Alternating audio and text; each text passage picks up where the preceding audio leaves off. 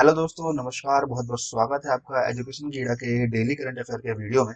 ठीक है। आज है 10 जुलाई और आज के इस वीडियो में डिस्कस करेंगे 10 जुलाई से रिलेटेड सारे इंपॉर्टेंट करंट अफेयर जो कि एग्जाम के लिए आपके बहुत ही महत्वपूर्ण होगा। ठीक है।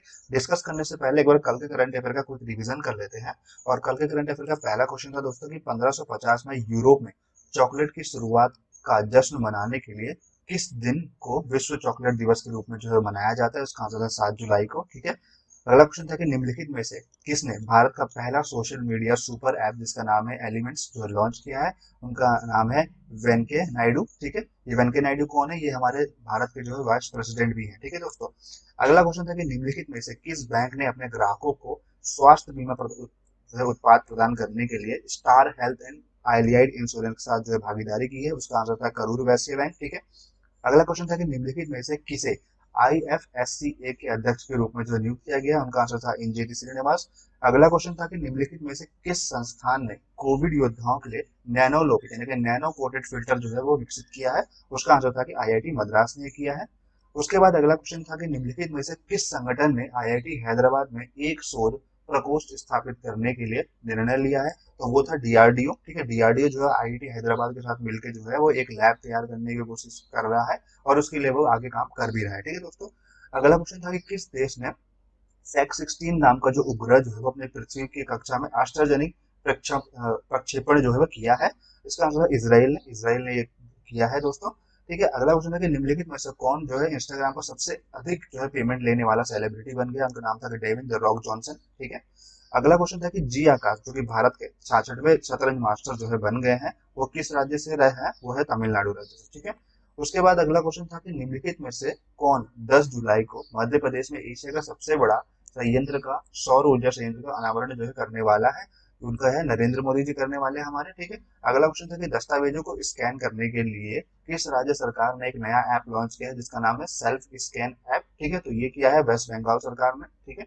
और कल हमने बताया भी था इस वीडियो में भी ये क्यों ऐसा हो रहा है। ये इसलिए ऐसा हो रहा है कि जो चाइनीज के जो 59 ऐप जो बैन हो गए हैं उसके बाद से जो है इंडियन ऐप्स को बढ़ावा देने के लिए सरकार जो ये कार्य इस कार्य में आगे बढ़ रहा है। ठीक है दोस्तों।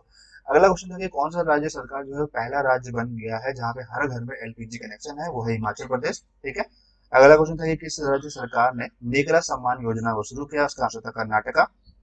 अगला था कि किस राज्य सरकार ने महाजॉब पोर्टल लॉन्च किया है? महाजॉब पोर्टल लॉन्च क्यों किया गया है? महाजॉब पोर्टल इसलिए लॉन्च किया है ताकि जितने भी स्किल्ड हो या सेमी स्किल्ड हो या ऐसे लोग जिनके पास कोई स्किल नहीं है लेकिन उनको किसी न किसी जॉब की जो है वो व्यवस्था प्रोवाइड किया जाए, इसीलिए महाजॉब पोर्टल लॉन्च किया है। और ये लॉन्च किया है महाराष्ट्र सरकार ने लॉन्च किया है जिसके मुख्यमंत्री कौन है? उद्धव ठाकरे जी। ठीक है। आगे बढ़ते हैं अगले प्रश्न की तरफ। मध्य प्रदेश सरकार ने सौर ऊर्जा उत्पादन के लिए रेलवे के ने किसके साथ जो है वह गठजोड़ किया है? उसके साथ BHEL Bharat heavy electric limited. ठीक है। बीएचईएल का फुल फॉर्म क्या है दोस्तों? बीएचईएल फुल फॉर्म है तो भारत हैवी इलेक्ट्रिक लिमिटेड। ठीक है दोस्तों। अगला क्वेश्चन था कि किस बैंक ने तत्काल ऋण प्रोवाइड करने के लिए देने के लिए लोन इन सेकंड जो है वो लॉन्च लोन इन सेकंड नाम का जो है स्कीम लॉन्च किया है? वो है यस बैंक ने। ठीक है। अगला क्वेश्चन था कि F1 ऑस्ट्रेलियन ग्रैंड प्रिक्स जीतने वाले खिलाड़ी का क्या नाम है? उनका नाम है वेल्ट्री बोटास। देखिए उन्होंने जो है सीजन वन का में अपना खिताब जो है सबसे पहले नंबर पे आकर के जीता है इस रेस में। ठीक है। आखिरी क्वेश्चन था कि डॉक्टर सुरेश अमोनकर जिनका हाल ही में निधन हुआ है वो किस राज्य के पूर्व स्वास्थ्य मंत्री थे? उनका आंसर है गोवा। ठीक है। वो गोवा के पूर्व राष्ट्र सॉरी माफ कीजिएगा वो स्वास्थ्य मंत्री थे गोवा के। ठीक है दोस्तों। तो ये था कल के करंट अफेयर का क्विक रिवीजन। आगे बढ़ते हैं और देखते हैं आज के करंट अफेयर का पहला क्वेश्चन। ठीक है। तो आज के करंट अफेयर का पहला क्वेश्चन है कि वाई एस राजशेखरा रेड्डी की जयंती मनाने के लिए किस राज्य ने किसान दिवस जो है वो मनाया? ठीक है। तो इसका आंसर क्या है दोस्तों? इसका आंसर है आंध्र प्रदेश। ठीक है। आंध्र प्रदेश के है पूर्व मुख्यमंत्री थे एस राजशेखर रेड्डी। ठीक है। जिनकी जयंती पर जो है ये फार्मर डे के रूप में मनाया जाता है। डिटेल्स इसकी देख लेते हैं। ठीक है। तो वाई एस राजशेखर रेड्डी की जयंती मनाने के लिए आंध्र प्रदेश के 14वें मुख्यमंत्री जिन्होंने 2004 से 2009 तक के 8 जुलाई आंध्र प्रदेश राज्य की सेवा की थी रतु दिनोत्सव यानी किसान दिवस जो है मना रहे हैं। ठीक है दोस्तों। आंध्र प्रदेश में दिवंगत ठीक है वाई एस आर के पुत्र जगन मोहन रेड्डी यानी कि जगन मोहन रेड्डी कौन है?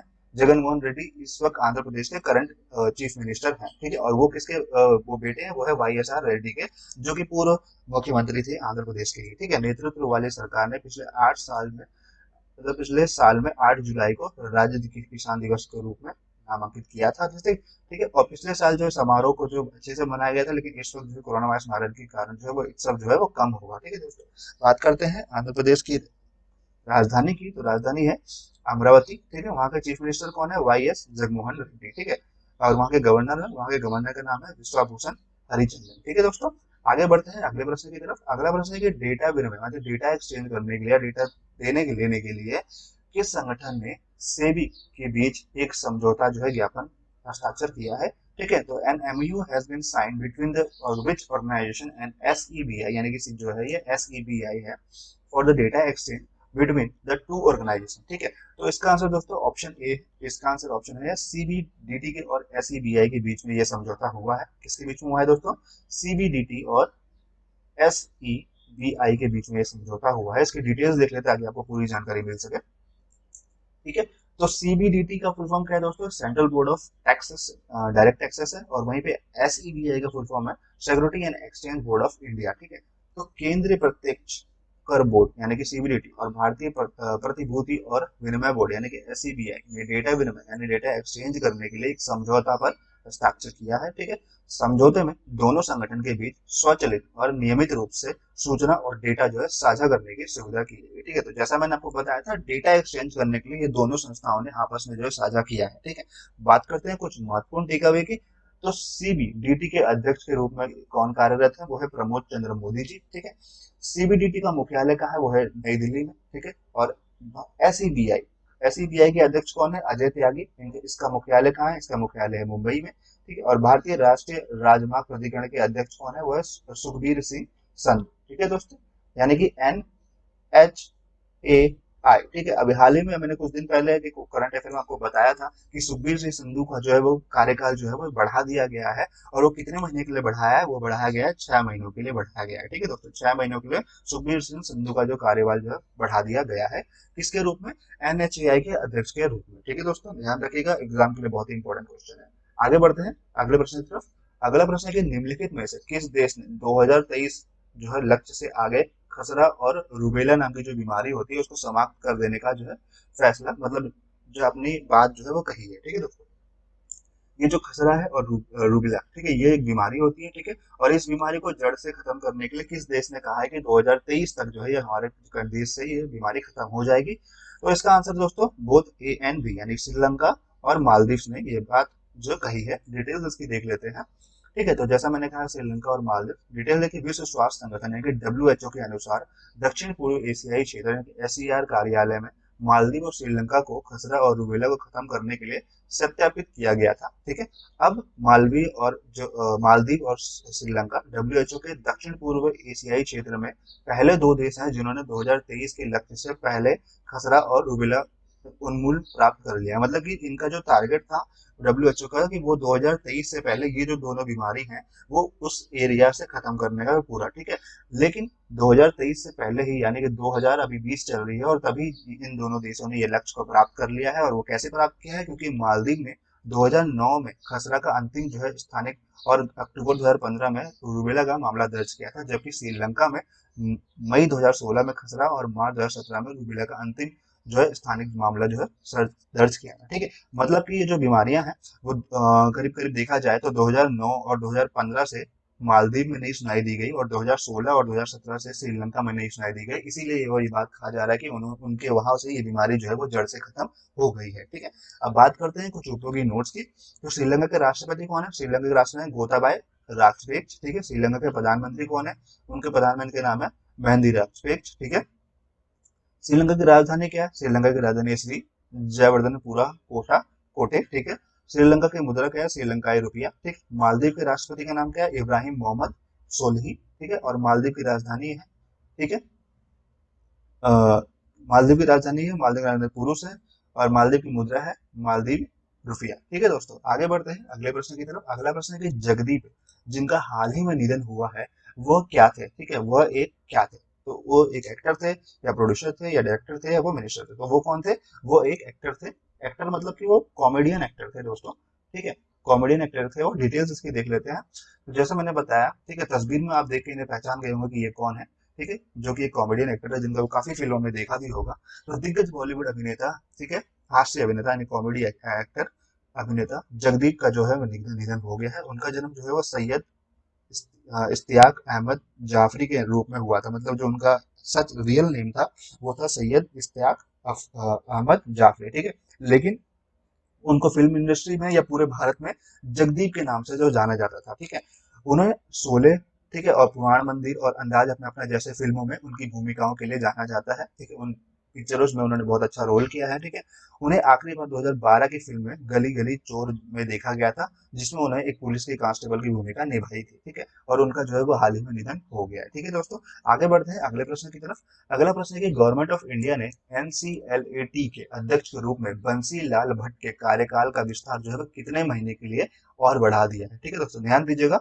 How many months did government of India extend Bansi Lal Bhatt tenure as chairperson of NCLAT, ठीक है। तो इसका आंसर दोस्तों, इसका आंसर 3 महीने, 3 महीने के लिए इनका कार्यकाल दोबारा से बढ़ा दिया गया है, यानी कि ऑप्शन ए इसका सही आंसर है, ठीक है। डिटेल्स इसकी देख लेते हैं पूरी जानकारी के लिए। तो नेशनल कंपनी लॉ, ठीक है, एपलेट ट्रिब्यूनल, एनसीएलएटी, ठीक है, national company law appellate tribunal, ठीक है, के अध्यक्ष के रूप में, ठीक है, जस्टिस बंसी लाल भट्ट का कार्यकाल भारत सरकार द्वारा बढ़ाया गया है।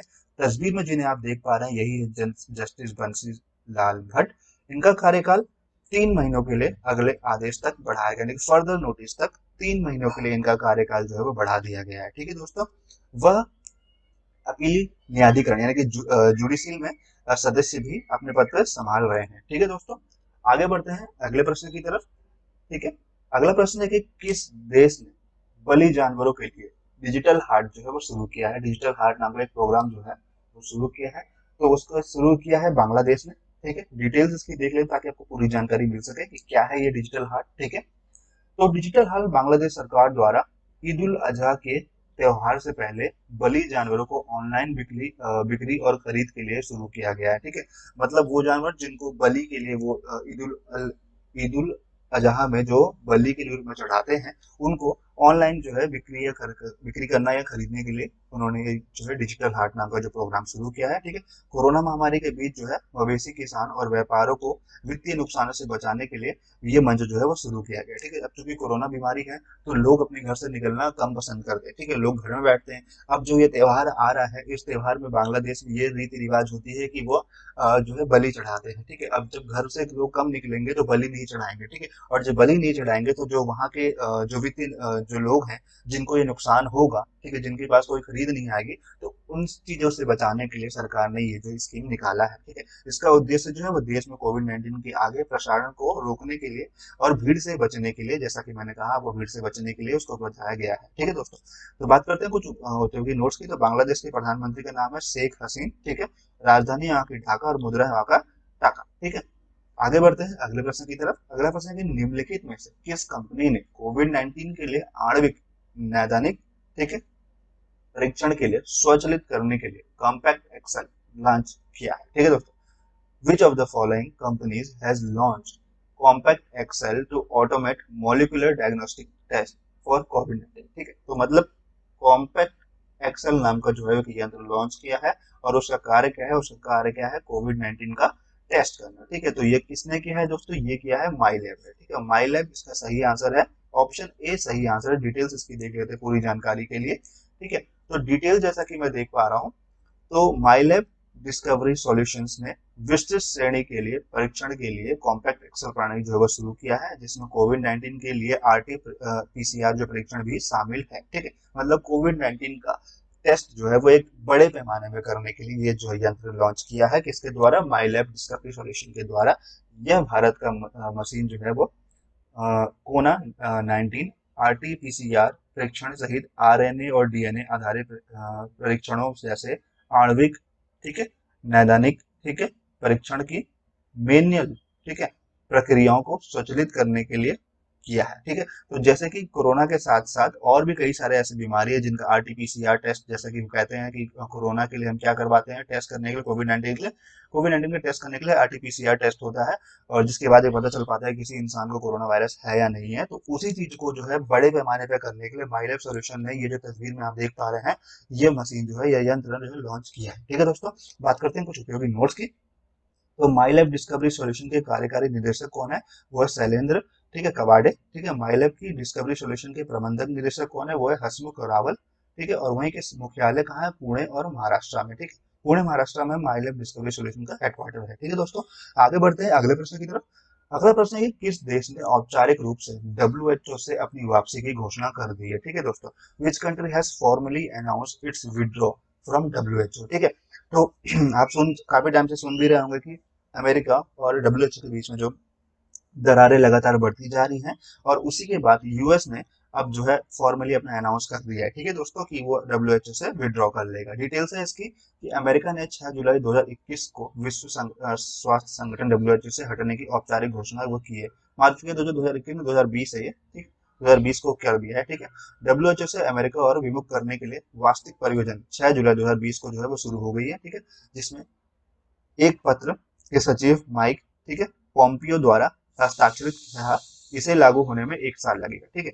तो बेसिकली दोस्तों ये डिटेल भी सही है। तो क्या है कि 6 जुलाई 2020 को ये बात जो है शुरू कर दिया गया है, और इसे जो है पूरी तरीके से इस लागू करने के लिए 6 जुलाई 2021 तक का समय लगेगा, यानी कि 1 साल का समय लगेगा। और 1 साल के समय में जो है ये डब्ल्यूएचओ अपने पूरे के पूरे डब्ल्यूएचओ यूएसए से पूरा विड्रॉल हो जाएगा, ठीक है। बात करते हैं अप्रैल में अमेरिका ने डब्ल्यूएचओ को धन देना जो है बंद कर दिया था, क्योंकि ट्रंप जो है प्रशासन ने संबंधी की समझना की थी, ठीक है।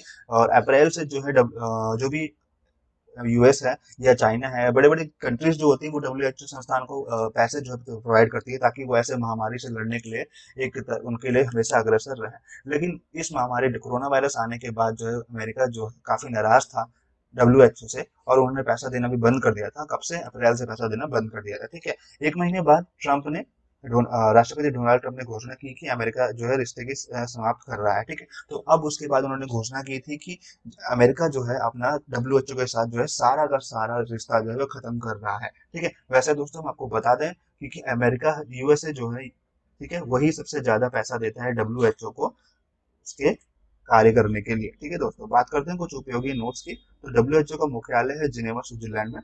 डब्ल्यूएचओ के महानिदेशक कौन है? टेड्रोस एडहनम, ठीक है, ये उनके महानिदेशक है, ठीक है। आगे बढ़ते हैं, ठीक है। तो आज के वीडियो में दोस्तों बस इतना ही। अगर आपको हमारी वीडियो पसंद आई हो उसे लाइक करिएगा जरूर, वीडियो को शेयर करना मत भूलिएगा दोस्तों जरूर, और हमारे वीडियो को सबसे इंपॉर्टेंट है सब्सक्राइब करना मत भूलिएगा दोस्तों हमारे चैनल को, ताकि आपको ऐसी वीडियो हर रोज मिल सके, ठीक है दोस्तों। मिलते हैं आपके कल के वीडियो में, तब तक के लिए नमस्कार, धन्यवाद, जय हिंद, जय भारत।